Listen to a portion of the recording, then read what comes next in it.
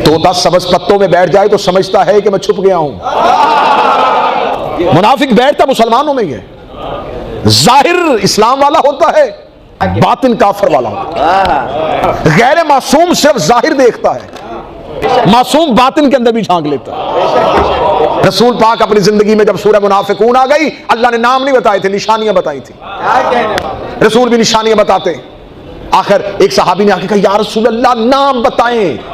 रोजाना कोई ना कोई आयत भेजता है, ये मुनाफिक, ये मुनाफिक, ये मुनाफिक, खुल के नाम क्यों नहीं बता रहे? रसूल ने कहा, इस्लाम अभी अपने बचपन में है, अभी से इस्लाम का दायरा रुक जाएगा। चले, एक निशानी रसूल ने जो बताई वो अहले सुन्नत किताबों में भी है। उन्होंने कहा, या रसूल अल्लाह, जब तक आप जिंदा हैं तो हमें पता है कि ये मुनाफिक है, ये मोमिन है, आपके जाने के बाद कैसे पता चलेगा? तो मैं जहां कहीं महफिल में मुनाफिक की तलाश करनी हो, मेरे भाई अली का तज़किरा किया।